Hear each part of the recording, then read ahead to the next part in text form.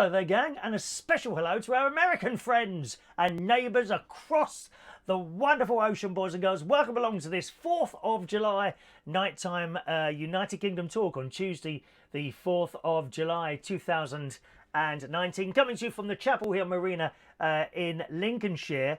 Just to tell you, we've had a lot of trouble with the 4G network over the last few days, since Monday actually. And this morning's show was a bit of a disaster. Not only were we cut out, I noticed there were like long bits of it missing where I'd literally been sitting here talking myself. Let's be honest, that's not an unusual occurrence, to be honest, me sitting here talking to myself, but that's what happened this morning. So there were chunks missed out. So the only thing I can think of doing is to do the whole thing all over again. I've been on to the 3 network this afternoon, who said at first that they couldn't find anything wrong at their end and asked me to do various different bits and pieces. And then someone else, I think, contacted them as well and said they had a problem as well, basically with the internet dropping out. Don't know what was causing it, but they said they'd get their engineers to look at it and it should be fixed by the evening and to restart the router. So that's what I've done. So hopefully we'll see how we go. And hopefully I'll be able to do a whole show today without cutting off. If it does cut off, though, it's fairly simple. Usually I'm reconnected within sort of 30 seconds at this end. All you've got to do is refresh your page, whether you're watching on YouTube or Facebook or indeed Periscope, because it probably won't restart in the same window. Do you see what I mean? It starts as kind of another show rather than a carry on. Now, I have discovered at this end, I can, in fact, record the show while I'm doing it. So even if we're cut off, it continues to record it onto the hard drive. And then if that happens, rather than you seeing it in like 2 or 3 bits, I can re-upload the entire thing in one go. That might be a better way to do it. So I'm hoping today that I've started recording it, although I'm not sure because I haven't... Oh, hang on a minute. Yes. According to that, it's recording as well. So I'll see how that turns up, and thankfully all should be well. Yeah, 4th of July, gang, a federal holiday in the United States, of course, commemorating the Declaration of Independence from little old us. Oh, you split up from us, but we're still good friends, I'm pleased to say. I've got so many wonderful American friends, most of them Manilow fans. Big Barry Manilow fans, because I'm a big Barry Manilow fan. I wouldn't say I'm a... not enthusiast, what's the word? You know when you're really totally for someone? I mean, I think it's the most fantastic entertainer, the best singer of all time, Barry Manilow, but some are like really, really into him and they discuss Barry all the time, which is fine, you know, it's their thing. I'm not into it like that. A little bit like, you know, the people that are into Star Trek. Now, I am a Star Trek fan. I am a Eurovision fan, okay? But I wouldn't go out and buy the Star Trek uniform and go to a convention with phasers and things like that round my waist. You know, similarly with the Eurovision Song Contest. I'd love to go and see a Eurovision final, but I probably wouldn't go to all the little parties and all that, and I couldn't reel you off a list of dates of who sung where and this, that and the other. I know a few of the songs, but yeah, so we have a lot of Barry Manilow people watching the show as well, so a very good evening to you. I've had my hair cut. Okay, my hair's all been cut. Thank you very much to H in Horncastle. He does his shave as well. He always seems to shave it so much better than me. I've got one of those, you know, bzz, bzz, bzz things, but it just don't seem... I've got 2 of them, actually, and they just don't seem to do such a good job as he does. You know, with his professional thing like that. Bzz, bzz, all done. Lovely. Look at this. Only 20 quid. Well, 18 quid. I'll give him £2 tip. He's a nice bloke, H, my hairdresser in Horncastle. Highly recommended, boys and girls. And yesterday, when I say yesterday, I don't mean today. Yesterday, down at the swimming pool that I go to in Boston, and I've been every day this week, I'm quite pleased with myself. Well, I seem to be overeating again. Bad things, you know. Ice creams, crisps, bread, sweeties, cakes. Oh, cakes. Angel cake, yellow, pink. What's the other colour? White, yellow and pink, isn't it? Angel cake. Oh, delicious. I've been eating cakes and bad things like that. So, you know, it's funny, really. I go swimming to try and keep the weight off. And then I've built up to 50 lengths now in that pool. And it's a big pool. Takes me about 45 minutes to do 50 lengths in that pool. And that's all well and good. But you see, you come out and then you buy a bag of crisps. You know, there's a sign up in the swimming pool. It says if you swim for half an hour, you will burn 350 calories. And you think that's fantastic. And then one bag of crisps is about 300 calories, so you can't win. Oh, I try. One day I'll be able to get back on that Slimmers World. I will. There's an old bloke who goes, and I've told you about it a few times, and he's the fastest one in there. He's about 82, 83, 84, and he goes up and down. The trouble is he doesn't see anyone else. You know, he doesn't look for anyone else. He's one of those people that gets in that lane and thinks he owns the swimming pool. Do you know what I mean? And there was a young lad in there, I don't know, 16, 17 years old, who just happened to have got in the... I think he was in that lane before the old bloke got in there, and he kept having to try and get out of the way, which I thought was a little bit unfair on the bloke. But there we are. After that, this is yesterday, by the way, talking about Wednesday, I went round to Asda. Their restaurant has reopened now, Asda in Boston. And last week I went in there and it was closed. They were having a refit. So I went in there yesterday, walked in, turned left, and there was the new restaurant. And I went in, I'm thinking, well, what have they done? I mean, one of the walls had been painted black and there seemed to be a few extra chairs and that, but that was about it. And they said, oh, we're going to be doing pizzas. There's going to be a pizza bar in there as well. Well, I looked at the serving counter. There was no pizza bar. I thought that would like be a separate section. You know? Maybe with a bloke in there, a chef or a lady who's like throwing up bits of pizza base into the air and then chucking it on there. You know, like you see in some restaurants. And sprinkling cheese all over the thing and maybe like, you know, pineapples, because you have to have pineapple on pizza. Don't tell me you can't have pineapple on pizza. You do have pineapple on pizza, okay? By the way, thank you for the messages. I'll come to your messages after we've done a little bit of few stories, okay? Otherwise it gets boring if I just sit here reading out messages. So there wasn't any of that, but what I did see in the glass cabinet was pizza slices. And I thought, is that what they've done? They've closed down to do that. Not only that, the cakes have disappeared. They used to have a lovely selection of cakes there. There were no cakes. I mean, there was a couple of buns, you know, iced buns with a cherry in the middle, that sort of thing. And there were bags of crisps were still there.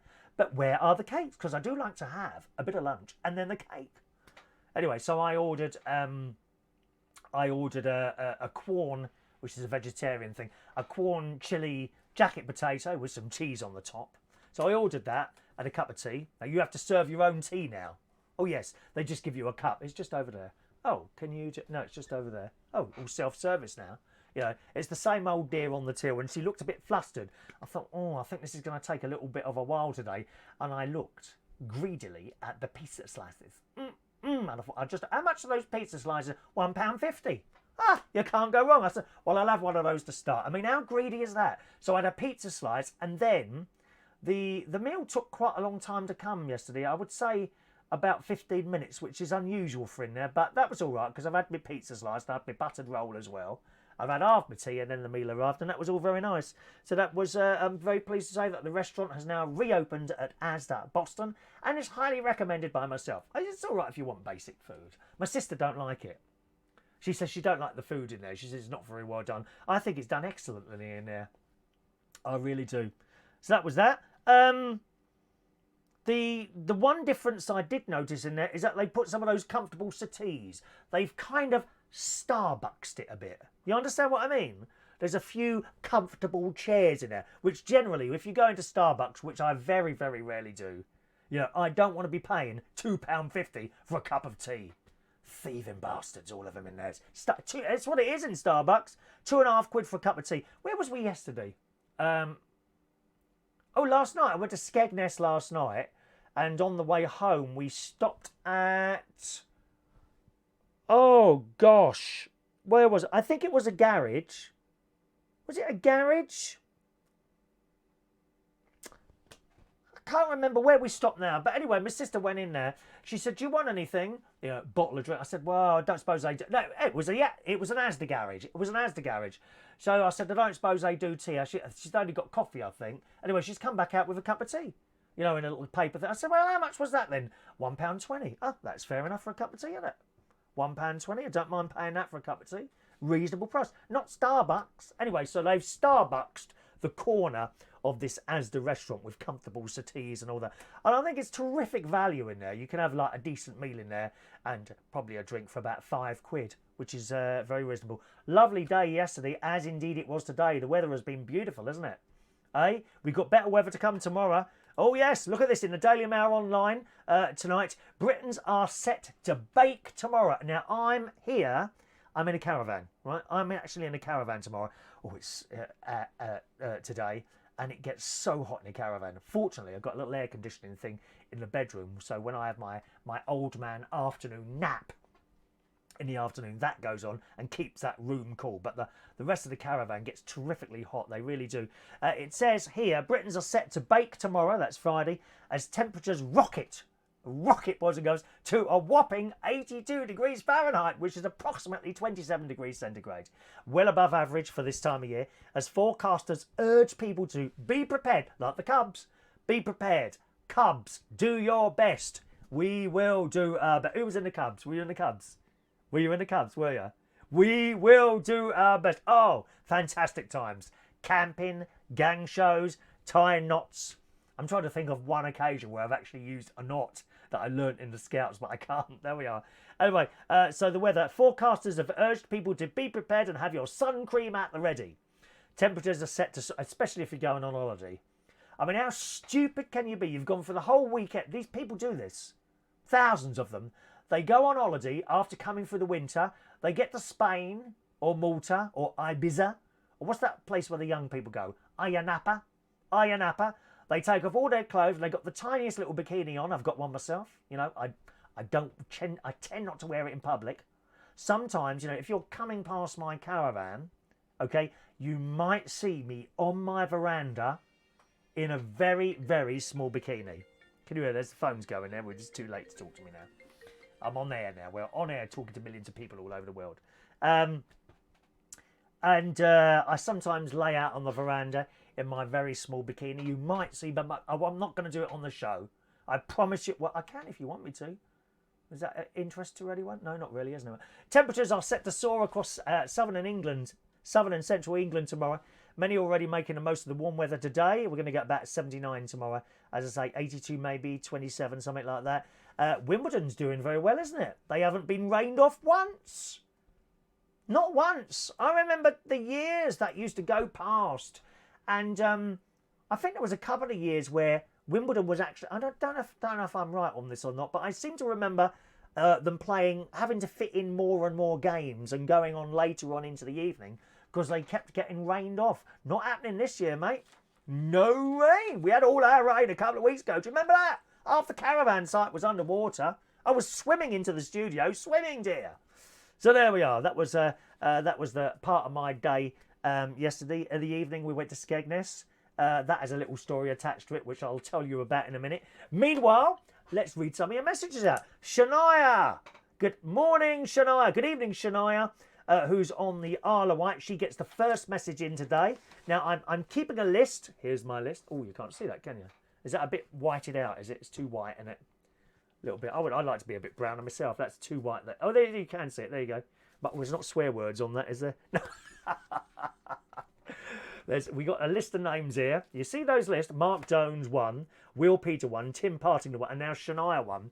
At the end of the month, or the beginning of next month, we have decided, in my good heart, the kindness of my heart, what we're going to do is give out a certificate to the person who's got the first... Oh, I've dropped my pen now. 1 minute. Supplied by the Metro Bank. Just pop it and help yourself, boys and girls. There we are. Hang on a minute. Let me get my other pen up there. I've got 2. I went mad. Can I have 2? Yes, take them. I'm not even in the Metro Bank.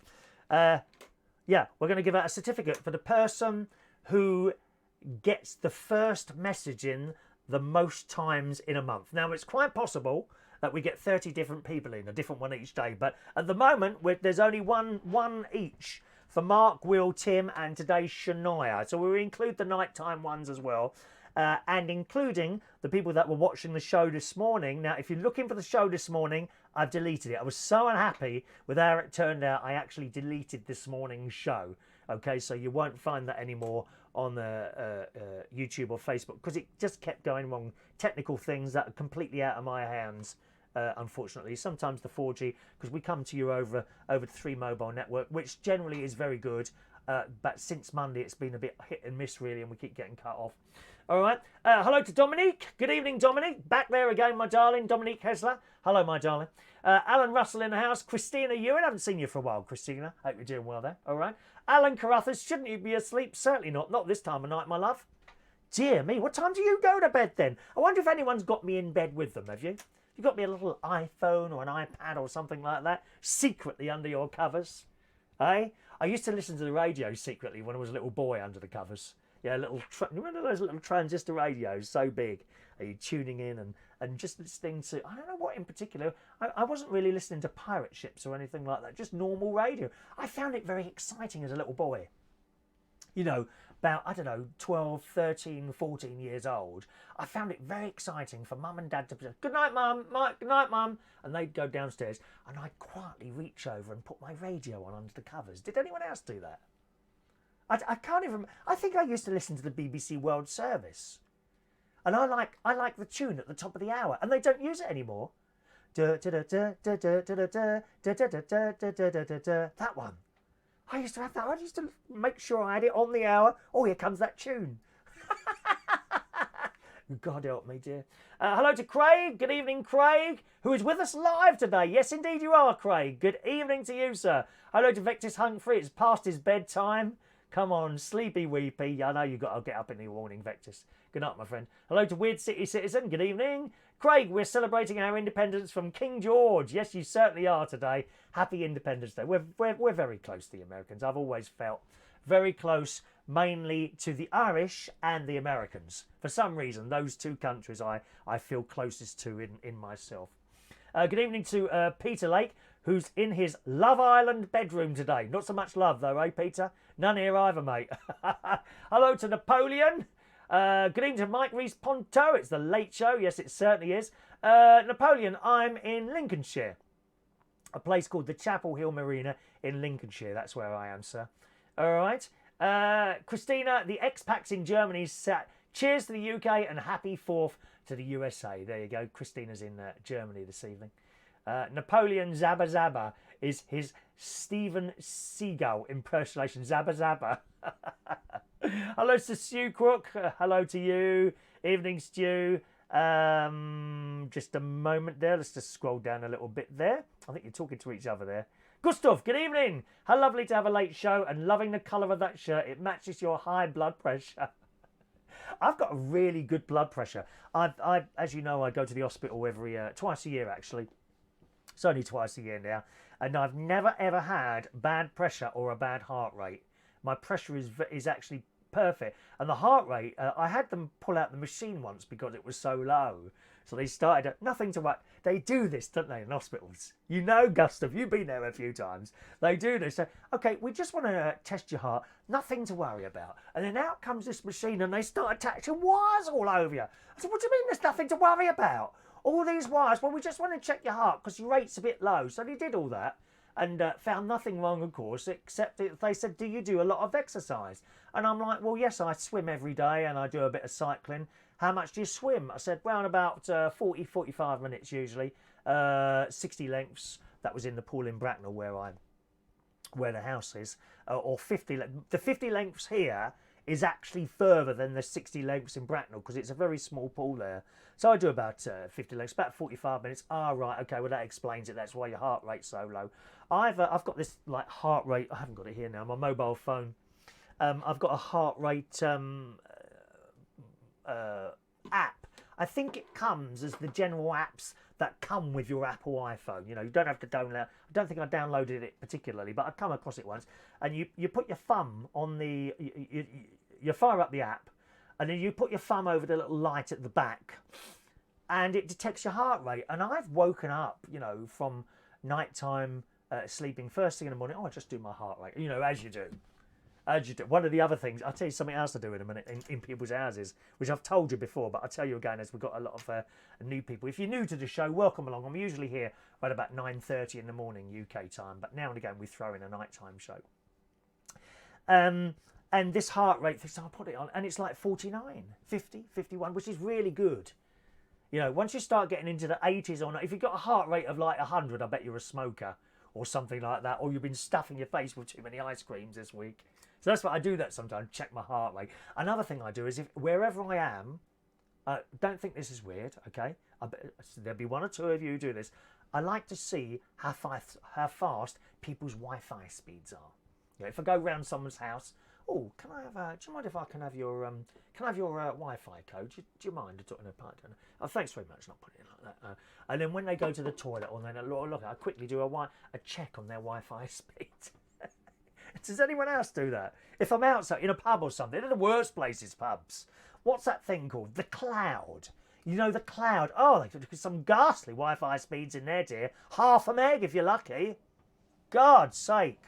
The Wi-Fi speed over my router here, I've got a 4G router, so there's no fibre optic or wire. It all comes over 4G. This show is coming to you from the 3 network via 4G, and I can get speeds of 45 meg down and about 35 going up from here. It's brilliant, but sometimes it's not quite as stable, perhaps, as a wired connection, one of those things. But I do like to check Wi-Fi speeds. I'd like you to check yours for me now. Can you do that? Do you know how to do that? Just type into Google speed test. Let's see tonight on this programme, an exclusive for you boys and girls. You don't get this entertainment anywhere else. You make me laugh. Some of you people sit there watching Love Island, all that rowing and shagging around, dear. This is a clean family-based show, this is. There's none of that going on here, dear. We're not going to have a row. There's going to be no shouting, no nastiness, just niceness and calmness and peace. But tonight, I think we should all check our Wi-Fi speeds. Type into your Google search there, or your mobile phone, speed test, and tell me what your results are, your upload and your downloads. It's very, very important that I know this information. I want to know what your speed of Wi-Fi is today, and who your network is as well. All right, Weird City, do you need a router for 4G? I thought it'd come via phone. No, I've got a 4G router. You can look it up if you want. Look for 3 Home-Fi. 3 Home-Fi, and you'll see a black router there. And that's what I've got. So I'm actually plugged into the router with an Ethernet cable, and then from there it talks to the mobile phone network. There's no wire from the broadband people to this particular place. There's no wire. Okay, it's all Wi-Fi. Thank you, Craig. I'm glad you're enjoying the show there. Diana, Love Island tonight was great. No, it wasn't great, Diane. How sad are you watching that, darling? I'm sorry. You must have more of a life than to sit there watching pretty people tearing each other apart. It's awful. Awful. I mean, television went downhill when they took Dad's Army off. When Bruce Forsyth left the first ever series of Generation Game, that was it for me, I'm sorry. Okay, Larry Grayson wasn't too bad. But then, who was the other bloke? I quite like him, the comedian. Oh, gosh, what's his name now? You know, he does what you would class these days as inappropriate jokes. Oh, that's really offensive. But we always thought, Jim Davidson. I quite like Jim Davidson as a comedian. For me, he wasn't the Generation Game, though. You know, when he did the Generation Game, I didn't really enjoy it. But as a comedian, I quite liked him. I like that, you know, cutting-edge stuff like that. Hello to Christopher Ireland. Good evening. Late night show tonight. Thank you.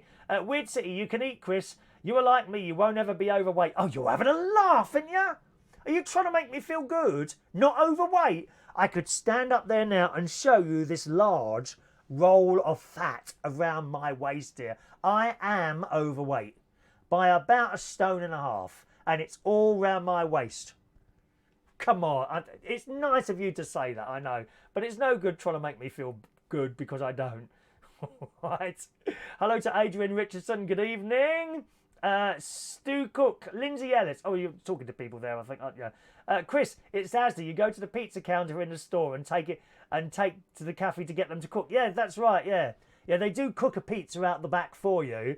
But I just assumed when they said they closed for a refit, where I've got a pizza bar. So when it opened, I'm looking for the place, the department what does pizza, but it just all part the same thing. Didn't look any different at all. Hello to Clarissa. She says, who's got no cakes? Me, I haven't got any cakes here, unfortunately. There's no cakes here at all, I'm afraid. Very, very disappointing. Clarissa is just learning to set up her own YouTube channel. There's a lot to learn, Clarissa, to be honest. An awful lot to learn. I learnt something last night. Basically, I never hashtagged anything. And my brother-in-law, Martin, He's now got 3 YouTube channels. He's got a brand new YouTube channel, right, for children. And he makes up stories. Now, my father could do this as well. He makes up little stories in his head, and he's got little, they're slime videos, okay? And he's got little people, little characters, little people, and they're mucking around in all this slime. It's very, very good. Now, what's it called? Bizarre... Oh, I can't remember what it's called now. Maybe I can find it here. I'll tell you what it is. You've got to watch it. He's very good. And he makes money. Now, he's not making money from the children's thing yet, okay? But he's certainly making money from his other stuff. He restores stuff. So, one of the recent things he did, he had an old metal... Now, let me see if I can find... Where would I find my subscriptions? Oh, I don't know now. Your channel, switch account. Hang on a minute. Let me see if I can find another, and I can give you the name that you can look at it. Oh, bloody hell, I can't find it now. Oh, sorry, I'm swearing now. Night time, it's very different. You're much more relaxed at night time, I think, doing this. Comments, analytics, what's that? Analytic, I don't know what that is. Oh, I'm in studio. How do I get back to the other thing then? YouTube.com. Might find it. Oh, there we are. Bizarre Central. Okay? So search for this in YouTube. Write it down to have a look at this later. And he's making these little children's videos. Bizarre Central. Bizarre Central. Central. And tonight, my sister and brother-in-law, they popped over tonight, completely unannounced. And my sister used the toilet. And I hate it when people use my toilet. Whether it's for number 1s or number 2s, I can't bear people using my toilet. Isn't that funny? I just can't say. If it's a number 2, I'm really upset. Really upset. My sister rushed in there. I'm sorry to bring you up these bodily functions at this time of night. But she rushed in there. She couldn't wait to get in there and do a number 2. And I said to her, well, you open that bloody window full open and you flush that chain 3 times before you come out there and stay in there 10 minutes because I'm not having smells. I hate people using my toilets. Anyway, so they came over tonight and I saw one of his videos, one of these Bizarre Central. That's a brand new channel, so he's not making money from that yet. And I watched one tonight and they're fantastic. Little plastic people mucking around in slime and all that, and he tells a story. And let me tell you, if you've got children up to the age of, I don't know, 10, 12, they would love to watch that. It's so clean and just nice. And I enjoyed watching it. So once again, that YouTube channel is Bizarre Central. Bizarre and Central. 2 words there. Type that into your YouTube search and you should find the channel comes up. Let me tell you, the logo is... It's like yellow lettering and blue water drops. And he's got he's got 4 stories there so far. The latest one was Slime Story 4, Magic Black Slime. They're really good. So that's a new thing he's doing. But he also does Retro Hacks, which is another one of his channels. That one makes money so much. We're not talking tens of thousands, okay? But nevertheless, enough and a little bit more to live on. He makes money from that. And he takes old things and does them up. It's fantastic. Absolutely fantastic. It really is what he does with that.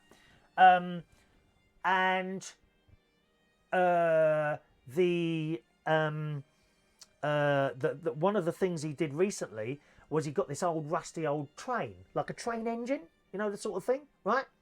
And he scraped it all down. This thing is like 50 years old. Okay, so it's all rusting and he's rubbed it all down, bought little bits for it, perhaps a little cracked window or wheels, and you can find all this stuff on the eBay, you see. So he buys the extra bits and pieces, rubs it all down, and then he's got this like it's like I think it's like an oven type thing, or anyway, he sprays it with paint, and when it's finished, and he puts the new wheels on, a little window in, and whatever else he does to it, perhaps unbends something, repairs things, and when it's finished, it looks like you have just bought it from a shop, and you would want one of those in your house. It's fantastic what he can do. I can't do any of these things. I'm not a DIY person. I mean, I've done a little bit of DIY since I've got this caravan, as you know. I put a new light switch up the other day, but it's very basic what I can do. He can just do all these things, and I am amazed at what he does. So that's another one of his channels, and that one makes money. I'm not going to tell you exactly how much because that would be unfair, but nevertheless they've got enough to live off and a bit more, and they can now go on holiday. They went to visit my niece who's in Cyprus at the moment. She's living in Cyprus with her husband for 3 years, and they went on there for a 2 week, nearly a 2 week, it was almost 2 weeks, 11 days or something like that. And they went over there for the first time, for the first holiday they've had aboard in God knows how many years. I mean, they were able to live, you know, eat and that, but nothing else. Now they can do other things because he's making money from his own YouTube channel, Clarissa, and enjoying what he's doing. I mean, you can't want much more out of life than to make money doing something you like doing. Like me, for years and years doing my DJing and now karaoke, right? I mean, it'd be nice to make money out of doing these little silly shows, but what I do is very niche.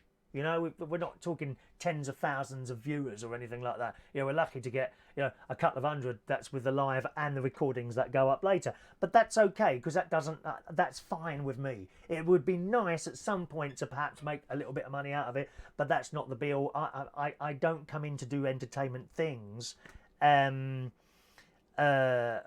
make money. I never went into DJing to make money. I never went into karaoke to make money. I'm not into this to make money. But with the DJing and the karaoke, I've done very well, you know? But I never went into it for that. I mean, I feel for people who have to do jobs. I was going to say people that might work in Tesco's, but there are people that work in Tesco's and enjoy the job. That's okay.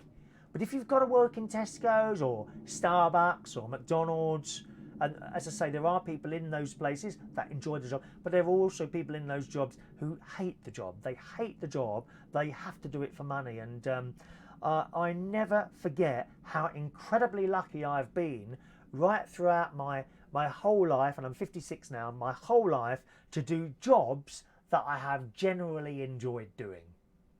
Really. Another one of the jobs I did was I was a British telecom engineer. I loved it. Going to people's houses, and they're so grateful to see you when you get there, especially the old dears. I used to love going around old people's houses. You knock on the door, and the door opens, and the tea comes out, and the cakes and everything. I think one woman, I had the tea and the cake, and I left. I'd forgotten to fix the phone. So that's a little bit for you there, Clarissa. There's a lot to learn there, as I say. I've only just my brother-in-law taught me to put hashtags on things, you know, like, so for example, this show at some point later on when I've finished, I will hashtag it, hashtag talk show, hashtag British talk show, hashtag humour. Do you see what I mean? But no more than 5, I think he said, no more than 5 hashtags maximum. So I've just learned, because otherwise people can't find it. You know, it's all very well sitting here doing stuff and no one's found it, you know. What was the point in that? You know, I mean, it's nice to sit here and talk, but to talk and then there's nothing, then it's just a bit of a waste of time. So good luck with that, Carissa, and always follow your heart, my love, not your money. All right. Oh, we got a text in there. Text in from Louise. Hello, Louise in London, who says, hello, I agree. I don't like anyone using my toilet. It's horrible. It is. It's awful. I really, really hate people using my toilet. My mate does it as well. It's like my sister comes round here specifically to just use the bloody toilet. I hate it. I said to her, I mean, there's a bit round the side of the caravan. She could go out there and just crouch down on the stones.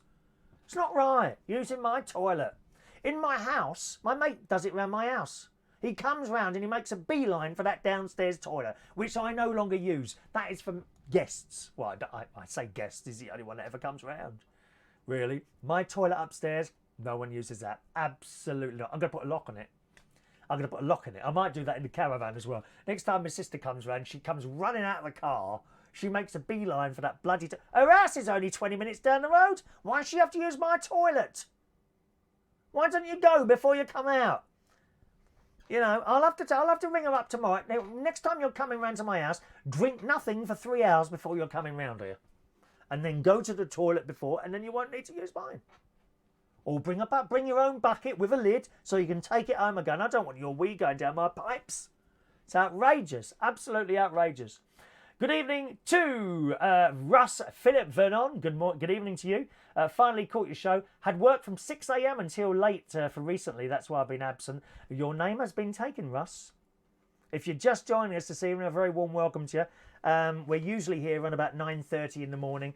Now and again, we throw in a nighttime show. Have your little subscription button or your follow button clicked so that you always get a little bleep when we're doing on the show, because I'm never quite sure when I'm going to do one. I don't schedule it. You find you're stuck to times all the time, and if it was a job, it would be okay, but it's not a job. It's just a bit of fun that we have each time we're here, don't we?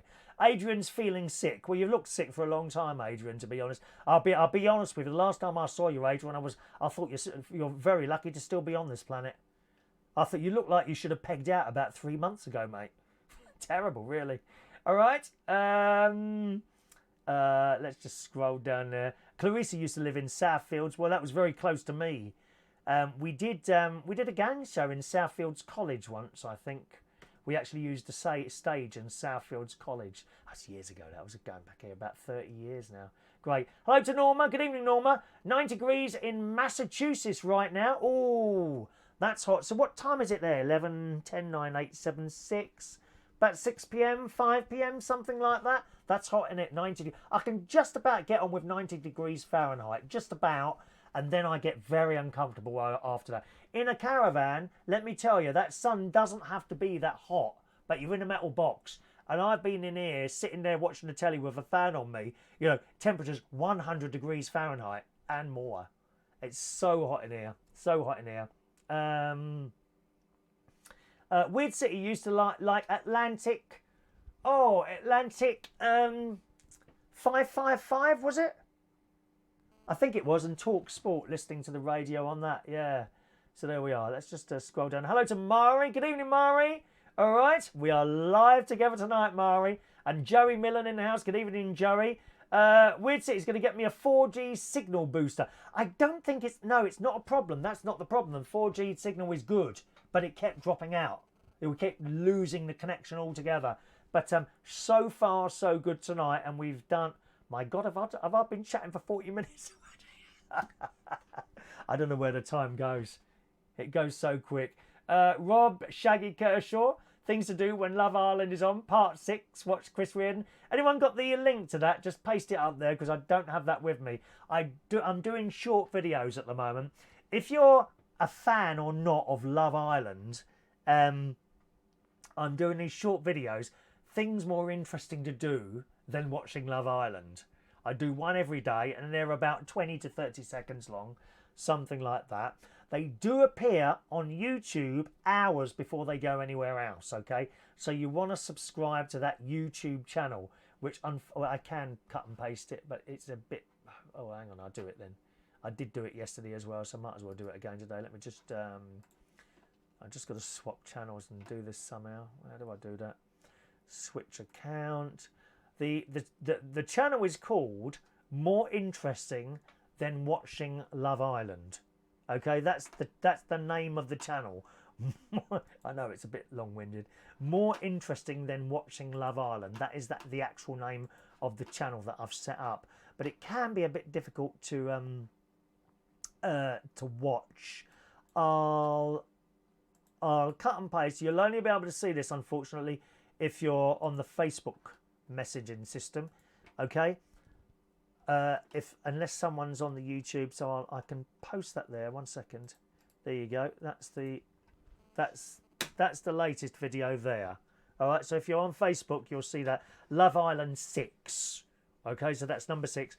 That'll go up on Facebook tomorrow as its own, but they do go up on YouTube hours before they end up on Facebook Live, or indeed Instagram. Okay, so you'll always find them on the YouTube first. Hit the subscribe button there, and then whenever there's a new one, you'll get a little bleep or something like that. Okay, Mike used to listen to Radio Victory. Oh yes, I remember that one. In my bunk bed, Radio Victory. In my bunk bed when I was a lad, the good old days. Oh, it was good though, weren't it? It was good. Russ is here. We go. Here comes your Wi-Fi. Your speeds. Adrian up 78, down 29. You sure you got that the right way round? Generally, the down is bigger than the up. I'd double check that if I were you, Adrian. Usually the up is much slower than the down. Virgin Media, in particular, have fairly slow upload speeds. On the other hand, you don't actually need that fast. You know, 5 meg is about... down at the house, I'm on the Virgin Media 100 now. I was on 350 because I thought I needed 350. Couldn't be further from the truth, dear. Couldn't be further. You only need about 100 meg. You know, 5 meg going up is enough to send a HD video show like this live out. That's plenty enough. Russ is with Virgin Media, 22.6 down, 33 up. Wow, you got a faster up than down. Are you sure? Are you people getting this right? Weird City, 19 down, 1.9 up. Sky, wow. Rob, oh, he's got the fast one. Here we go. Look, up speed 159, down speed 1970. It can't be 159. Maybe 15.9. 15 point. You're forgetting to put your little dots. That's where I'm getting good. That's got to be 15.9, isn't it?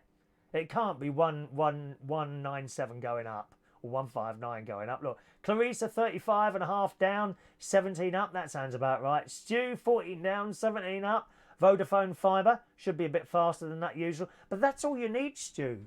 This is the thing. As I say, I had the 350 coming down, 20 up, right? But I got fed up paying 53 quid a month. Got fed up with it. So I was about to go to Vodafone. I'd signed the contract and everything. I'd come to the end of the contract, and then Virgin rang me 2 days after the contract finished, and I'd cancelled it, and said, okay, what you're paying Vodafone? And they told me, right, we can drop you down to 100 meg. What are you using it for? So I told them, and they said, that's all you need. And I now pay £24 a month to Virgin Media down at the house, okay? And that's with an £18 a month discount for 18 months. That's a pretty good deal, isn't it? That's a pretty good deal. And I get about, as I say, about 5-6 meg up and about 110 meg down. And I've noticed no difference at all. No difference at all. But they are really good. Virgin Media are really good. It rarely ever went wrong. In the many years that I've been with them, it's rarely gone wrong. So I cancelled the Vodafone thing before it even started. You know, you've got that cooling off period thing, haven't you? Joey's going to send me a picture of his speed test. All right. Dr. SRS Gregorian is always sharing my my videos, aren't you, sir? It's very kind. I know some of you do that, and thank you very much. Those of you that sort of cut the link and paste it onto their walls and share the videos, it is appreciated. I never ask people to do that. I know you always see people on there doing, oh, please share this, or please, you know, we want to raise awareness for suicide and this, that, and the other, and you just scroll past them. I'm sorry, I don't think anyone shares any of this stuff. When it's like begging, isn't it? I can't beg for, you know, please share my videos on your wall. I can't do that. It's not in me to do that, I'm afraid. Clarissa's with Sky. She's going over to fibre. Oh, that'd be good for you. Peter says, I've just made Love Island snack. Cheese and biscuits and piccalilli. Oh, I'm not a fan of piccalilli. That horrible yellow stuff. Oh, it's horrible. Oh, it just looks vile. It looks like someone's been sick in a jar, doesn't it, piccalilli? How can anyone... My sister makes it. My best mate, she gave a jar to my mate, and he loves it. He absolutely loves his jar of piccalilli. Not my thing at all. She makes jams, my sister. She does loads of stuff like that. Jams. She's made me fudge once before. Oh, which was delicious. But I told her not to make me any because she brings this great big load of fudge round, right? Well, that's it. I can't finish. I can't stop until I've eaten a lot. Dreadful. I've got no biscuits or chocolate in the house. I'm terrible.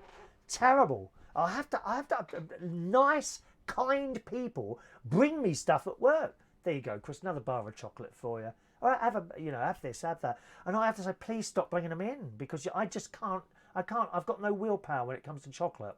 You take a little bit. Or just have a bit now and again. No, have the whole lot.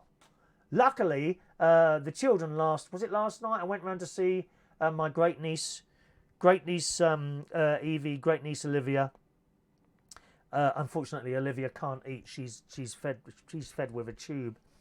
And great nephew Harry, I bought them round Galaxy Chocolate and was in the Co-op just in Woodall Spa. Fortunately, they had no big bars in there, so I got small bars and of course a small one for myself as well. Thank you very much. Yes. Let's have a look. Joey, download 109, upload 5.28. You're on the same one as me, Joey, aren't you? You're on the Virgin Media 100. That's about roughly the same as what I get, yes. Clarissa's going to use her channel to put all festivals and concerts I've been to. What an excellent idea. Will you be doing talking to the camera as well? Describing things and what have you. Sometimes you can get into a bit of hassle with copyright. On YouTube, generally that's okay. It'll come up with a thing saying that you can't monetize it. And you can't monetize a channel until you get 1,000 subscribers anyway. And I haven't got 1,000 subscribers, nowhere near it. You know, it's just how it is. Virgin Media uses EE. Does it? 65 down, 30 up. Oh, I see. That's the mobile thing, isn't it? Virgin Home Broadband, 35 down and 8 up. Oh, that's slow. Have you got the 51? I don't know what you've got. My mobile is faster than my whole broadband. Oh, my upload is on the mobile. The 4G upload is like 35 meg. Back at home, it's 5. You know, but it's just all the things.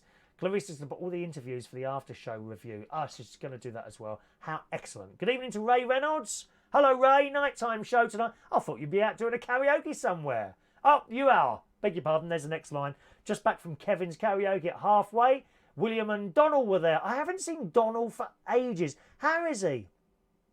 I do a karaoke night, some of you. Actually, I've got a new one starting next week. Up here in the northeast in Cleethorpes. I've done a poster. Hang on, have I got it? There it is. There it is. It's the first time you've seen it, I think. There we are.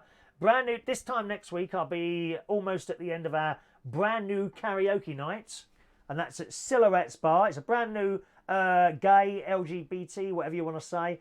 It's a brand new bar in Cleethorpes, which is up in the northeast, and we'll be there every Thursday, 9 p.m. till 12 midnight. So you're up in that part of the world.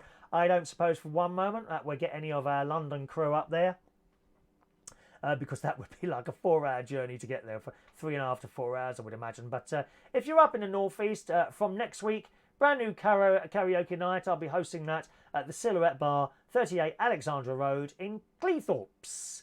All right, so looking forward to that. Very much looking forward to that. Let's have a look. Boxer. Ooh, Adrian, give your sister a box of matches, which literally gets rid of the smell. I think that's I might put one of those smelly candle things in there, you know, like a rose candle. They're supposed to be really bad for you, burning these candles in the house, aren't they? Did you hear about that? It was on the telly a while ago. It was apparently burning a candle in the house is as bad as standing behind a car pumping out diesel or something like that, they were saying.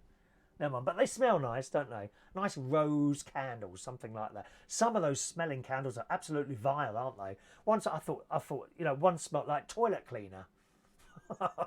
Awful. Hello to Norma. Good evening to Norma. 6:15 there. Okay, 6:15 where you are. Well, there we are. So nice and early there. Adrian, why don't you get air conditioning? I've got air conditioning in the bedroom. I've got it in the bedroom. You can't have in a caravan too much stuff drawing electricity, because you just don't have the electricity coming into a caravan that you have coming into a house. So you've got to be careful. If I was to have one in this little room here, it would have to be the one, you know, with the big fan outside and all that, because you could have the noise. The one in my bedroom is noisy. It's like, it's like that. It doesn't stop you sleeping, but it'd be too noisy to be in here. If I was doing something like this, I mean, I could really, if I really wanted to, put a long pipe on it and literally have it sitting there blasting into me, but it would be far too noisy while you're sitting here doing one of these programs. It really would. It really would. All right, so I don't think that's going to happen. I've got a fan. I've got like a pedestal fan, which I could put just outside the door there. I don't know if that would affect the microphone or not. I'll have to try it one morning. Perhaps we'll try that tomorrow morning and see how it is. All right. I'm glad you're enjoying the videos, Robert. There's more to come. More to come. All right. There's another one already up on YouTube. As I say, I'll be going up on the Facebook tomorrow as well. The weird thing is, right, with these little anti-Love Island videos I'm doing, the weird thing is they go up on YouTube first, right? And then I put a link for the YouTube video onto Facebook. but hardly anyone clicks on it. Now, I can't work out why this is, right? So I put a link to the YouTube, the new YouTube video, which is already on there, on my Facebook wall. My Facebook is Chris Reardon UK, facebook.com/Chris Reardon UK. All right, that's where I am. So I put a link on there. Hardly anyone clicks on it because you get the numbers going up. As soon as it goes on Facebook, the next day, the numbers shoot up. Not massively. We're not talking thousands. You might get a couple of hundred. But they go up very quickly. And yet, it's already been up there 12 hours on YouTube, but hardly anyone clicks on it. And I can't work that out. Why doesn't anyone click on the YouTube links when you put them up on Facebook? They wait for you kind of to sort of upload it onto Facebook, and then they click on it. Weird. I don't get it. Don't understand that at all. Thank you, Mike. Mike Responto has posted that link up there to you, boys and girls. All right, just in case you want. I don't think I can. I can copy and paste. Hang on, I can copy and paste this onto the YouTube thing then, and the Periscope. There you go. That's the YouTube channel. You might have to put a HWWW in front of that there. Okay, Adrian down 79 up 22. That sounds about right, Adrian. Down 79 up 22 for his Wi-Fi. Grant Watch. Hello, Grant Watch. All right, Grant. Lives on 4 cans of Stella a day. You must be one of the younger lads, are you? I know a lot of younger lads live on Stella and beer. My nephew does. My 22. Is he 22 now? My 22-year-old nephew likes to get rather pissed at times. Very, very drunk. I never forget, we picked him up once for midnight mass. This was about 4 years ago. And went into the pub and said, well, if you don't want to come, because he was with all his mates. This is on a Christmas Eve. And if you don't want to come, that's all right. You don't have to come to me. No, I want to come. So anyway, so we're standing up. It was a Church of England church. I'm Catholic, but we went to the Church of England carol service in Woodall Spa at St. Peter's Church. And he's standing there, and I looked at him, and he was like this. I thought, oh my God, any minute now he's going to chuck up in the church. And what are we going to do? But he didn't. And he went, yeah, burping. I think if he could, he would probably live on 4 cans of Stella a day as well, Grant. Hello to Paul and Lou. Good evening to you too. Mike's watching on his TV. Much more entertaining than Question Time. Oh, I miss the other bloke doing that, actually. I miss the other bloke. And let me say, if you're watching on a big TV, Mike, have you noticed a slight degradation in the quality? Because I kind of dropped the quality a little bit this afternoon. I thought, I wonder if that's what's causing the problem. I've gone from, technically speaking, instead of 2,500 kbs, we're now at 2,000. And I don't know if you've noticed a slight degradation in quality. I know the light's probably a little bit too bright in here today. I do know that. Ray's off to Blackpool tomorrow. Excellent. Have a lovely time, Ray. Have a lovely time. You've got the right weather for it as well. Good evening to Darren Yates. Welcome to the show, Darren. Rob, what do you think to the bloke who tried getting into the UK from Kenya by hiding himself in the landing gear of a plane? Well, he should have strapped himself up a bit better, shouldn't he? He fell out. He's dead. He fell into someone's garden in Clapham. What an awful thing to have to do, though, isn't it, really? You know, to try and get into another country like that, the only way they can do it is to, oh, what's the word? Not sabotage, is to, you know, when they stow away. Stow away. I mean, I'm surprised. How can you survive up there anyway? You've come all the way from Kenya. What's that, 10 hours? 8 hours? 10 hours? And the plane is so high, there's no air up there, so I don't know how anyone can breathe, because it's not like they're in the confines of the cabin, is it? Dreadful. And it might be cold. Minus what? Minus 20? Minus 10? Minus 20 up there? Well, you'd just freeze to death before you got here, wouldn't you? Terrible. Terrible, really. Have you ever walked along the river behind you? Right, okay, so that river there, right, if I come out my caravan and I walk 5 minutes, I get to that. And I get here, along there, roughly, oh, you can't see that side, can you? I've got to come the other side, hang on a minute. Oh, I've dropped my notes now. Okay, so I come out, let's have a look. I come out, that's the beginning of it, that end. So there is a gate. You can't see the gate, right? Oh, I'll tell you what you can see. That, yeah, you should be able to see that 1 minute. Let me just come that way a little bit. It's all very temporary in here, you know. It's all shoelaces and sellotape holding all this crap up. So I come out, I don't know if, can you just about, no, you can't see the stairs. There's stairs there, but the caravan site, Where I am is over there. You see these trees here? Literally, on the other side of those trees is the caravan site. So I'm way over there in the caravan. And I have walked along that path many times. And it is the most delightful walk. It really is the most delightful walk along there. And you see swans, and you see ducks, and there's some geese. Oh, it's lovely. And everyone's boats, they've all got boats out there. People have got their boats. It's lovely, especially in this time of the year. The only thing is, the path is, someone's put a stone path, and you can't really cycle along it. You can walk along it, but impossible to cycle along it, unfortunately. But yes, I have indeed walked along there. Let's have a look. Thank you. YouTube link. You click on the link you put on the Facebook. Good. Okay. When you post the YouTube link on the live chat, it's not clickable. Oh, right. Okay. Okay. Sorry. Well, then you can't do it, can you really? But if you have a look on my Facebook wall, you should be able to click on it on there. Thank you, Mike. Okay, so that's fine. I'll leave it at that quality there, and we'll save a little bit of bandwidth on there. There you go, Rob. He froze to death as you would at 37,000 feet. This is the bloke who stowed away on the inside the wheel arch thing. You know where them wheels come down for the plane. Like he's up there. The bloke's climbed up the wheel. I mean, it must be a chance that you'd be crushed to death as well, because this thing's automatic. You know, if this was coming down and you were in there, I very much doubt you'd be able to hold it down with your hand. Oh, what a terrible way to die. He fell out of the landing gear frozen, which is why he managed to create that hole in the random bloke's garden. Terrible. What a way to go, eh? Froze to death, dropped out like an ice cube onto the garden. Dreadful. Dreadful. Isn't it, really? Oh, it's very sad how people end up like that, isn't it, really? Rob, even if he'd survived, what was he expecting to do when he got to refro? Well, that's the point, isn't it?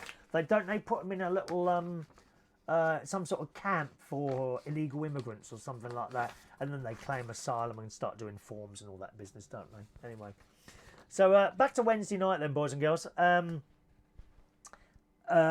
managed to put another scratch on the car, haven't I? Oh, God, I've reversed into a fence. I keep getting little scratches and things on the car, on the new car. I've scuffed the bumper at the front where I was parking, right? And I've now got a little scratch on. I say it's a little scratch. It's a reasonably long scratch on the back, not down to metalwork, fortunately, so it's not in a mad rush to have it done. That my nephew, happily pointed out to me. Oh, he says, he goes, this is Jimmy. Oh, I see you've done your car again. Can you just not drive big cars? He loves it, doesn't it?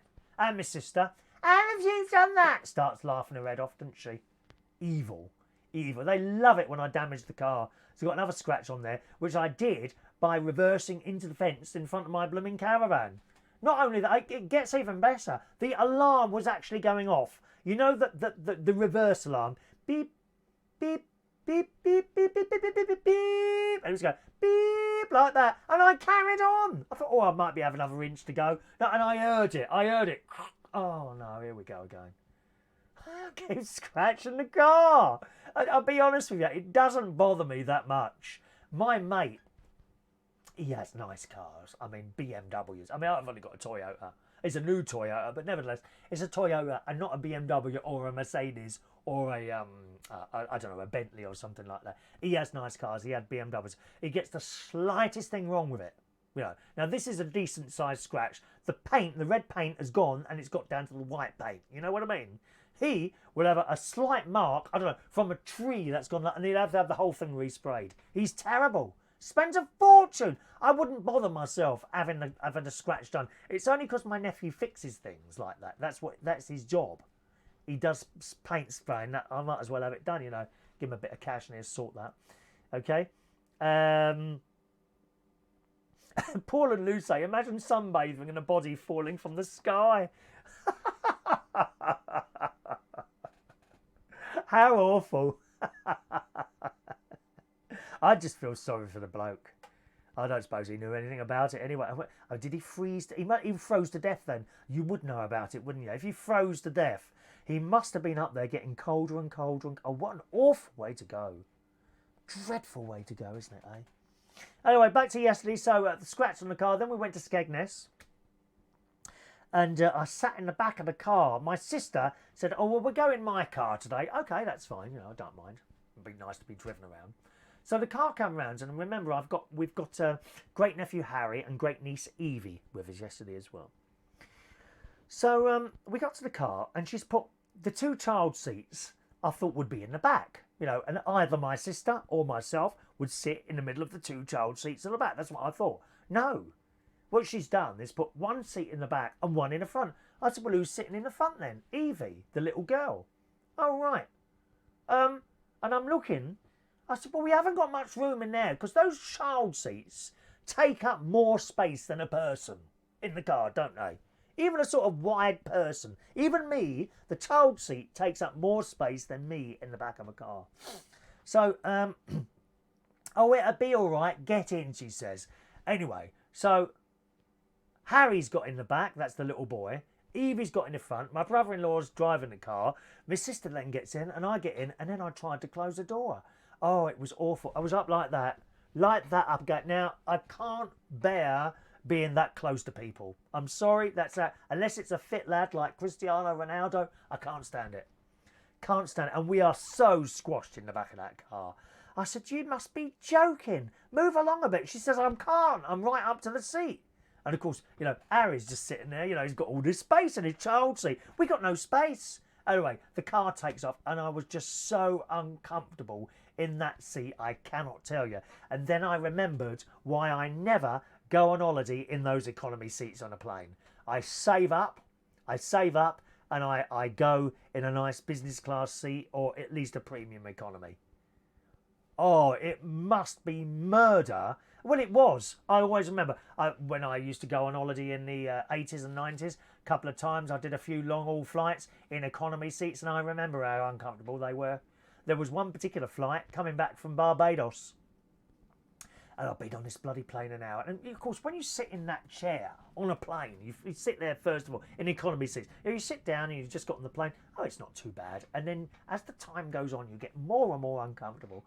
And I think I was on the plane for about 2 hours, and then I got up and I stood at the back, literally stood at the back, put one arm on the chair at the back near the toilets, and I stood there for 3 hours. I was more comfortable standing up for 3 hours than I was in those chairs. It's awful, just awful. Well, that's how it was in the car last night, and I moaned like hell. Oh, I did moan. I moaned and moaned and moaned, and to the point where my sister said, "All right, well, I'll swap the seat over later and put it in the back." "Thank you, good." "Well, I'll sit in there." No, she said, "I'll sit in the back." I said, "I don't mind sitting in the back. I don't mind being squeezed into 2 seats, but pushed up against someone is just so blooming unpleasant. It really is awful. Absolutely awful. Now, if you're going to go on a plane journey, especially if it's a long one, you need to save up and get a decent seat. Don't be sitting in there crushed like that. I don't know how, and I don't mean this in a joking way at all, but if you're big, I mean really big, what happens then? There must be people who just simply can't fit into those tiny economy seats, which seem to get smaller and smaller every year, especially if you're flying on Ryanair. I would never get on a... If you paid me 500... Well, maybe £500,000, I might, But if you paid me 500 quid, there you go. There's 500 quid, you're going Ryanair. I'd say no. No, thank you. No, thank you. So uncomfortable. You've got to pay the money and save up for it, and then you can go in a nice seat. But that's how it was in the car. I was squashed up against my sister for the entire journey. And of course, I'm moving around like this. I'm trying to get comfortable. In the end, I had my arm like that, and I'm holding on to this handle there, and I'm like that. And I was aware that I was pulling my shoulder. Of course, I got out at the other end, and I didn't say anything. But my shoulder, I thought, oh, what have I done to this? And I'm doing this as I've got out of the car. Anyway, we had our fish and chips, had a little bit of a walk on the beach, and that was really nice. And then we're walking along this beach, and I recorded some... I actually did a video yesterday. Now, has that gone up today or not? I think that might be up on the YouTube one now. Yes, I think it is. That's the latest anti-Love Island video is up there on YouTube now. Oh, there's Keith George, who loves Love Island. Do you really? First class all the way. Keith goes first class everywhere. He's got the money, you see. I can't go first class. He's got more than me. I can't afford first class. That is some money. That really is. But if you've got the money, then absolutely. I always say, you know, if you're going away on holiday, spend the money on the flight and get a cheap hotel if you can't do both. You no need to have a 4 or 5 star hotel wherever you're going. 3 stars, 2 stars even. Perfectly all right. But the flight, different thing altogether. Ray says, I love my 3-door Ford Ka. He's got a Ford Ka, which they are no longer going to make. Is that right? They're going to be replaced with a bigger Fiesta 4-door. I didn't know that. Wow. Hello, JP. This is a live programme today. Yes, indeed. Does it say live in the corner? Can you see a little live indicator? That means it's live, all right? How long's the journey via plane from Kenya to London? I have no idea. It's got to be a minimum of 8 hours or 10 hours, something like that. Keith, we haven't got the phone lines open tonight, mate. I'm not connected up to do phone lines tonight, unfortunately. Sorry, Keith. All right. So we walked along the beach. I did a couple of videos having a chat with my brother-in-law. My sister and children went onto the beach. I went right up to the sea. They got in the sea. Little Harry got quite wet. His little shorts all wet. I think he's 6 or 7 years old, I think. And the girl was in there, and they run in the sea, you know, and see the wave coming, and then they run out again screaming. I love it. I love it. Next time, Keith, next time we're doing late night show, I'll make sure it's all set up, all right?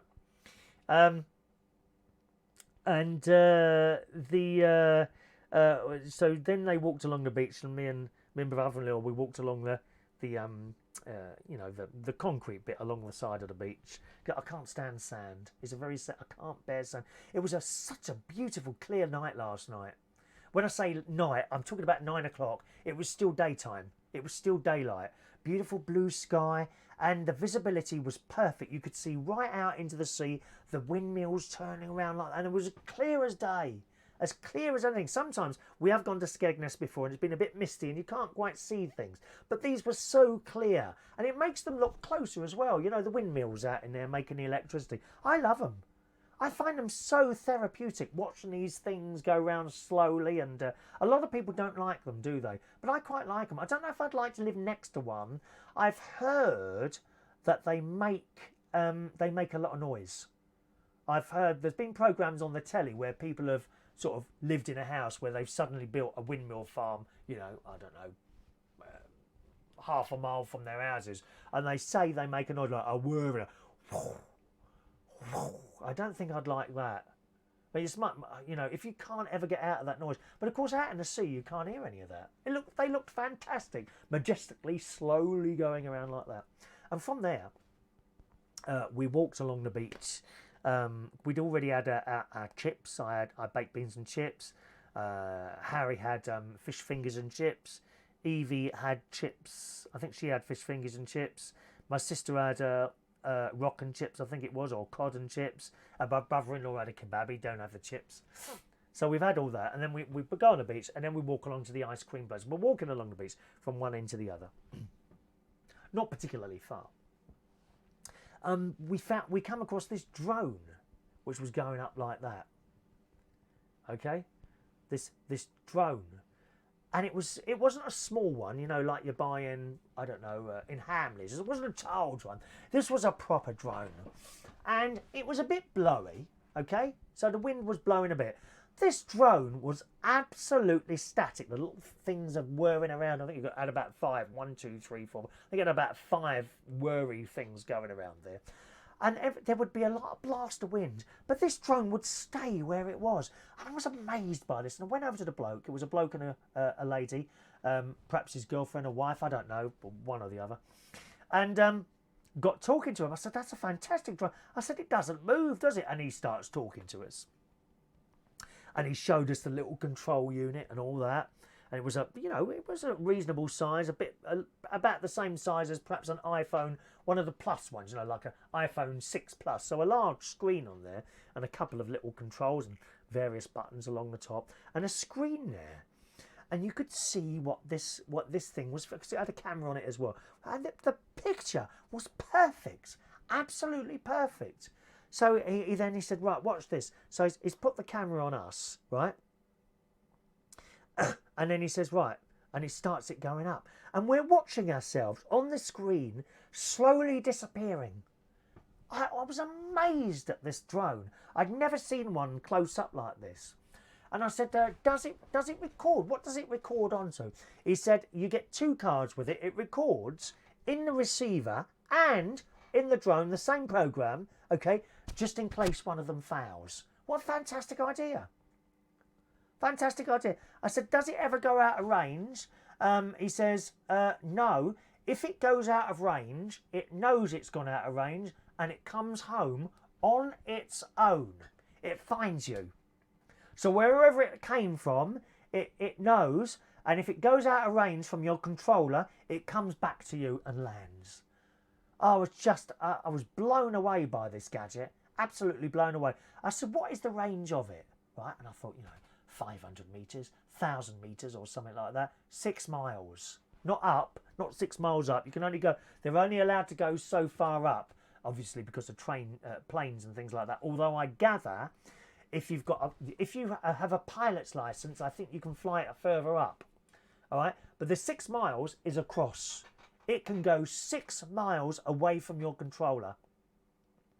I said, well, you can't see it then. He said, that's how I prefer it. He said, I don't want to be able to see my drone. I watch everything through there. Wow. Wow. And it was called, I think it was called a Macron 2. I haven't got the details here now. I think, well, let me have a look. I was talking about this on this morning's show. Don't forget, this morning's show has now been deleted because we had so many problems, technical problems, and I was very unhappy with that this morning. So I just completely deleted it, and we're basically doing what I did this morning, plus a little bit more today. Let's have a look. Is it? Did I say a Macron 2? Macron 2. Let's have a look. Oh no, I've got that wrong, haven't I? Macron 2 drone.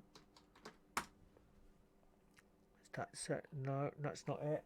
Let's try it on Google. Sometimes they change the writing for you, don't they? Macron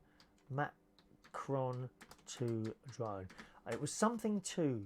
Oh, hang on a minute. Mavic, M-A-V. Right, I'm going to tell you how much this is now. Mavic 2 drone. And it really is the dogs. It really is the dogs. If you want a drone and you're serious about it, then this is the one you need. I've seen it in operation. For a drone to go 6 miles and you're in complete control of this, and it's just fantastic. I thought, and I said to him, how much is it? And he says, oh, well, that one was £1,200. We're not talking the stuff that comes out of Hamley's toy shop. Even the good ones that you can buy for 200 quid are nothing like this. And I thought, oh, that's a lot of money. You see, I thought about buying one of these camera drones and the things I could do with it, but I don't think I'd use it. I'd probably make a couple of good, the opening films that I have that go on for 5 minutes. You know why they're on for 5 minutes? That's to allow people to join us before we start chatting. But these things these little drones, I could make some really good opening films with that. But I can't think when else. I'd probably use it 4, 5, 6 times, and then it would go back in the box. And that's a lot of money, If I suppose 200 quid, maybe you use it a few times and then put it back in the box. That wouldn't bother me so much. But £1,000. Anyway, I'm looking now on Amazon, and there's one here, 1,349. These are all DJ Mavic 2s with various different extra bits thrown in as well. 1,124. Wow. 1,800. So they are professional things.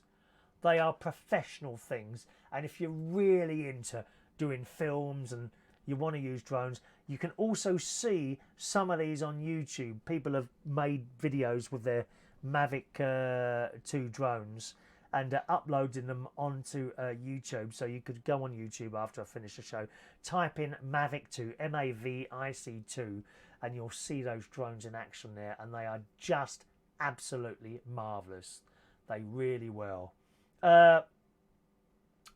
Keith, the man who fell out of the train is in a garden in Clapham. As you are so naughty. I'm not reading out that, Keith. What's all that, John? Oh, is that to do with your caravan? Number 25. Yes, that's not a number. That's not a caravan number here. You need a letter as well. There are letters as well, but I don't think I'm going to be able to do it now anyway. We did, me and Martin and my sister had a walk around earlier. We found two that I think it was R8 and D4. R8 and D4 that we looked at. And yes, I wasn't going to knock on the door or anything, but mind you, there was no one in. And the R8 wasn't too bad. I think that was the other one. But Caravan 25, that doesn't mean anything. You need a letter as well, John. You haven't got the whole information there, mate. All right. Hello to Ian Days. Good evening to Ian. Welcome along, Ian. All right. Good.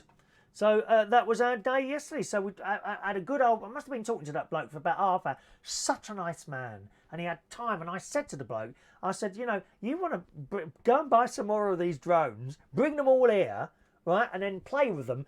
You're bound to have people come up and want to buy one off you.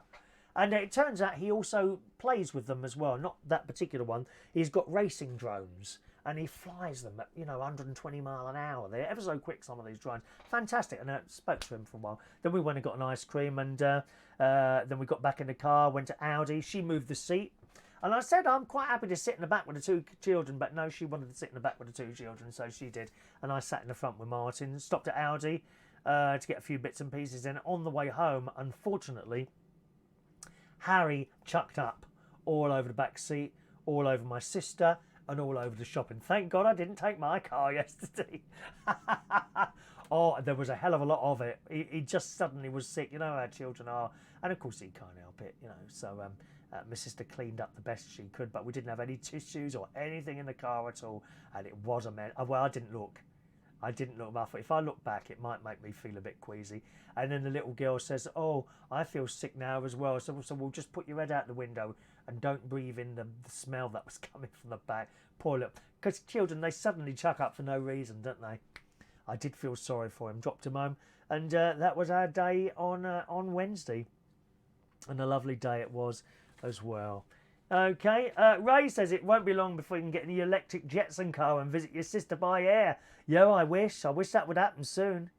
Well, we all thought we'd be in electric cars in the year 2000, didn't we? We thought we'd get to 2000, we'd all be floating around in these electric cars, and it hasn't happened yet. When I first saw drones come out, because they haven't been with us for that long, have they? When I first saw drones come out, and I knew they were trying to invent electric cars, and I saw the way these little things are spinning around and you've got something in the middle. And I thought surely they'd be able to make an electric car, a flying electric car, and it would be like a drone. So you'd have those blades around you and you'd be sitting there in the middle. And I think someone bought one out eventually. And I thought, oh, I thought that would happen years ago. Something like that. All right, good evening to Mark Fletcher. Welcome to the show, Mark. All right. We'll just do one story today and then we'll disappear, boys and girls. Okay? And this is in tonight's Metro. And I've seen this sort of story before. There's a lot of people out there now. That, from what I've seen, they tend to be young people sort of around the age of about 25. A lot of them girls. And they go around doing reviews. Okay? So they might go into a hotel or something, or ring them up. Oh, hello, and they're absolutely up their own arses. A little bit like people that work for the BBC. Have you ever come across anyone? Oh, who do you? Oh, I work for the BBC. And what? And what? And what? Oh, well, I work for the BBC. Right up themselves. Anyway, some of these people are right up themselves, and they ring up hotels. Oh, hello, I do a YouTube vlog. If you give me a free room for the night or for a week, I'll give you a really good write-up on my vlog. That's what they do. Dreadful. Now that is not a proper, that is not how to do a review.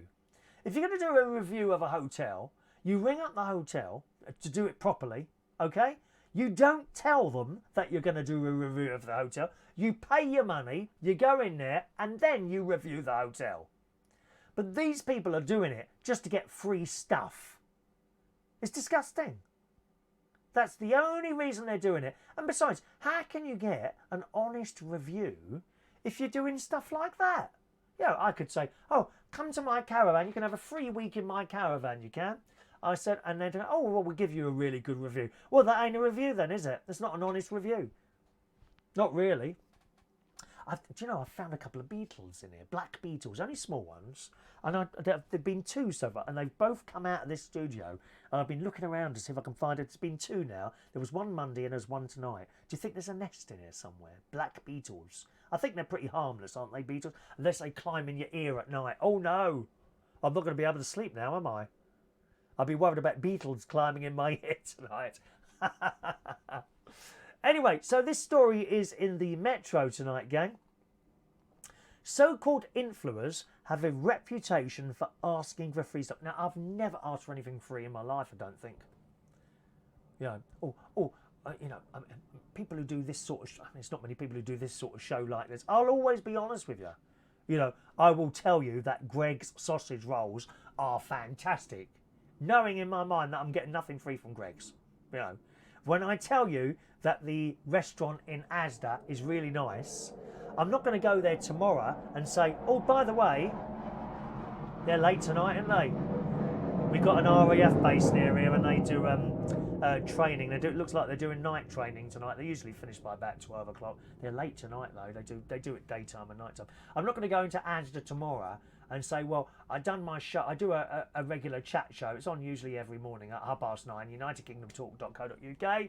And I spoke nice things about your restaurant yesterday. Can I have a free meal? I couldn't do that. I wouldn't have the front to do that. A lot of people are.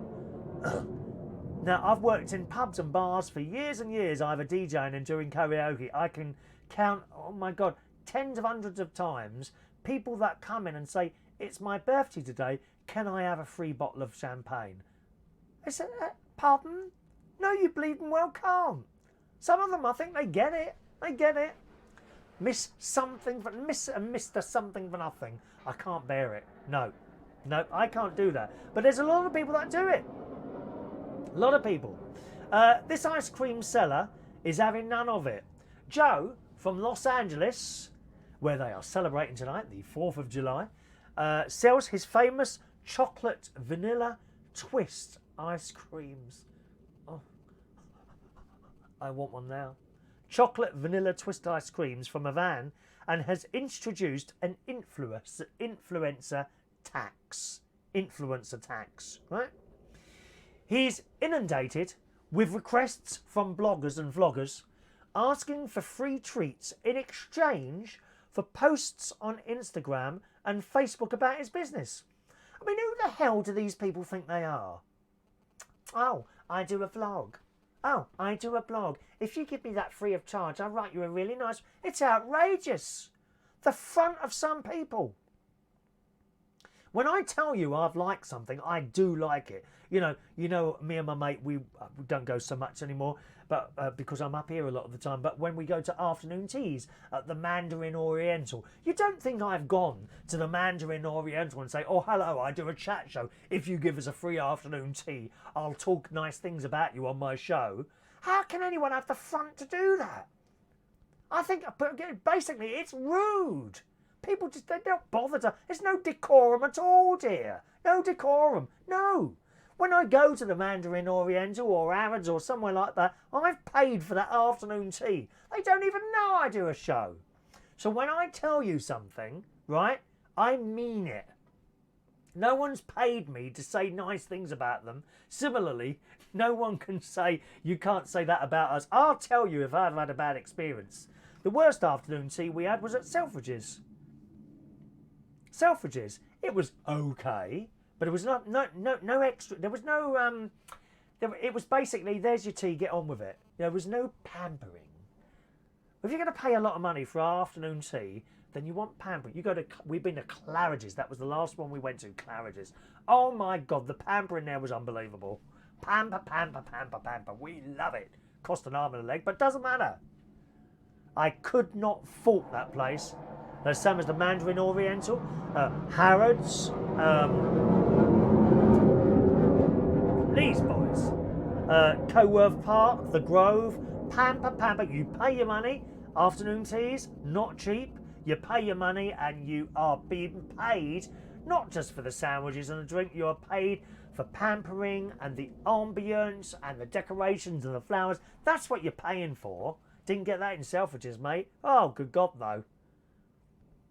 And if you want more, can we have some more sandwiches? That's all included. Not in Selfridges. They charged you extra. So that was the one we didn't really... The shop. I love Selfridges shop. Love it.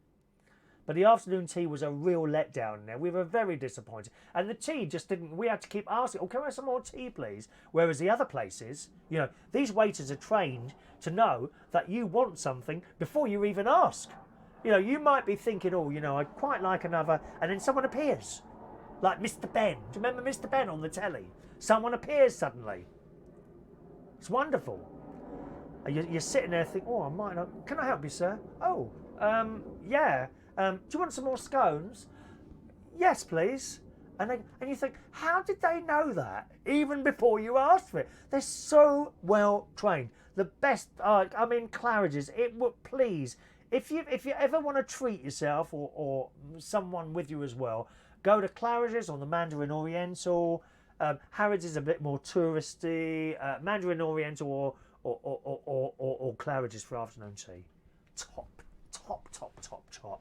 And you'll love it. Go dress yourself up, you know, nice dress or suit or something like that and go in. It's fantastic. In fact, cannot fault it. And you will get you sitting there for as long as you want. If you want to sit in there for 2 hours, sit in there for 2 hours. And it just keeps coming. I love it. I absolutely love it. Let's have a look.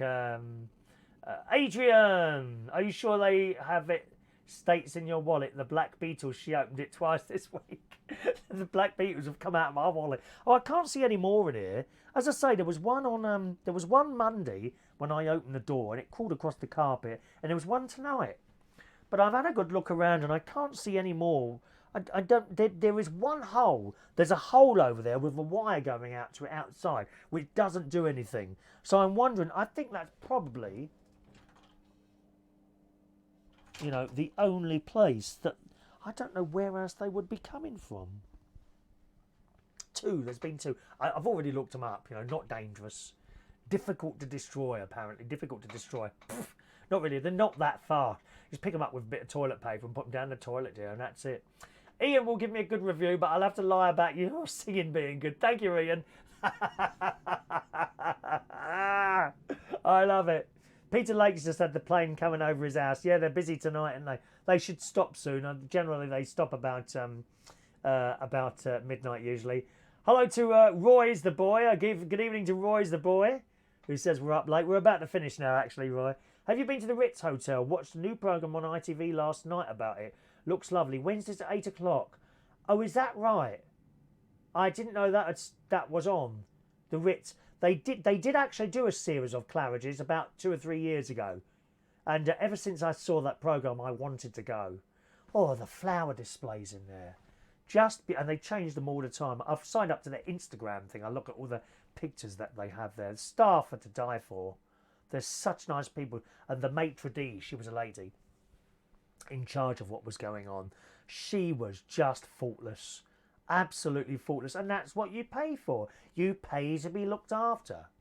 Not like going in Pizza Express and being ripped off 40 quid for a bloody pizza and a Diet Coke or something like that. Oh, they make me laugh.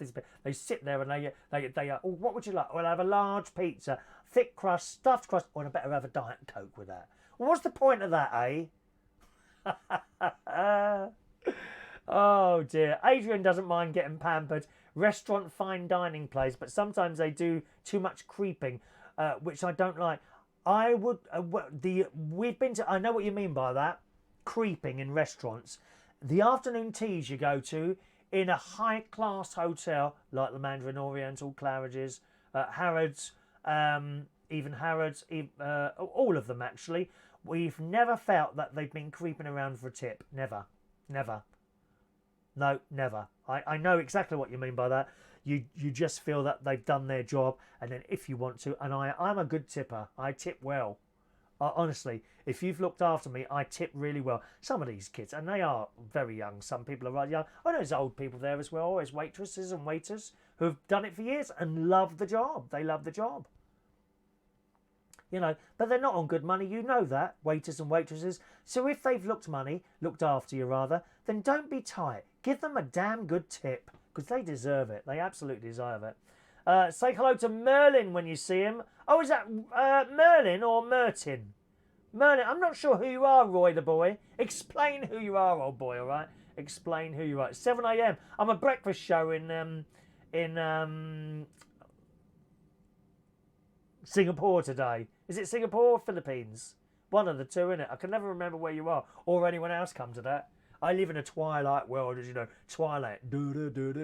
Roy, tell me who you are, and I'll just do today's birthdays before we run out. Oh, no, we've missed the birthday time now, haven't we? Hang on, let me see if I can go back. We're doing Tuesday's birthdays now, boys and girls. But we've clicked over to the next day, haven't we? So let me see. I'll have to find those now. Oh, there we are. Birthdays. Does it go back to yesterday? Yeah, there we go. Happy birthday on this Tuesday, the 4th of July. Thank you, Philippines. Thank you, John. Happy birthday on this 4th of July, 2019, to Carl Dixon, who is today 53 years old. Brad Chesoski is 41 years old today. Steve Keeble, happy birthday to you, sir. Paul Heinkens, happy birthday, Paul. Danny Adams today is 26 years old.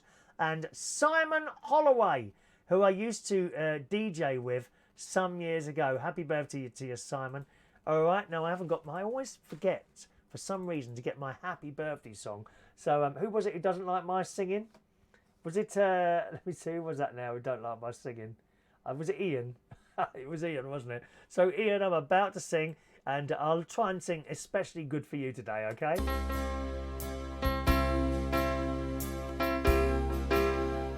Here we go. Happy birthday to you. Happy birthday to you. Happy birthday. Happy birthday. Happy birthday to you. There we are. So that's for the 4th of July. I know we've just clicked over onto the 5th of July. Well, we'll leave it there. Thank you. Roy Knows Martin from YouTube and on Facebook. Okay, for a few years. Fair enough. Right, well, we'll leave it there, boys and girls. Thanks ever so much.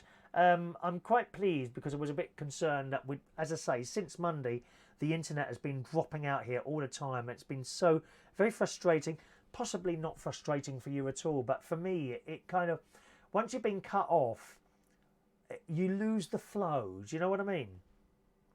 You may notice when I'm doing these shows, I don't constantly refer to messages. Sometimes I have to miss a load out simply because there's just too many. You can't keep just reading every single message that comes in because they flick past. When there's a lot coming in, you just can't keep up. Some people, they think they're like having a one-way conversation, but I'm very aware that there are lots of other people there. So I try to be as fair as I can to everyone else and give everyone the same sort of messages coming in. So if you're sending in 10, you might have 2 of them read out, and someone sends in 2, I'll read those 2 out. Do you see what I mean? I try to be as fair as I can. Same as when I'm doing the karaoke. If you ever come along to one of my karaoke nights, we've got one tonight, Friday night karaoke, which I'll show you in a minute. Okay, a karaoke night, I try to be absolutely as fair as I can. You can put in 10 songs, right? But you may only sing twice. If there's that many people in there, then everyone needs to be singing twice. Unless you've come in really early in the night, when fair enough, you know, you'll get more than anyone else. But I try to be as fair as I can. And sometimes with the amount of messages coming in more recently, it's just impossible to read out every single message. But I do try to read some of them out, okay? Thank you very much. Ian says that you were in tune today. Really? I doubt that very much, Ian. Roy watches my live streams in the pub. What pub's that you go to then? Hello to Junket, who's watching there on Vaughan Live this morning. I do try and say hello to everyone that appears in the message. I do at least try to say hello. But if there was ever the days that were like hundreds of people watching, which is very doubtful, and we've been doing this now for like, this is 14 years I've been doing this now. It started off as audio only, and we went video some years ago now, but it's taken 14 years to get 31 people watching it live, so I doubt that we're ever getting to hundreds. So Roy watches it in King's Cross. Oh, okay, fair enough. All right, Tonight, well, because it's Friday now, of course, so we've gone from Thursday to Friday. Tonight I'll be hosting karaoke. That's at Central Station Bar in King's Cross, Wharfdale Road in King's Cross. Every Friday we've got karaoke, 8:30 until midnight. Okay, so that's tomorrow night. I hope to be with you, hopefully, tomorrow, this morning as well. Probably in about 9 hours' time, if I get up in time, because I'm up late tonight. I'm going to have a cup of tea. I'm kind of hoping that I go in the freezer and I might find a little bit of ice cream in there, but I'm not convinced I'm going to. I think all the ice cream is gone, so I just have to have the cup of tea. Thanks so much for joining us on this Thursday night, Friday morning, and maybe I'll see you again a little bit later on. Take care now, and I'll see you soon. Bye bye now.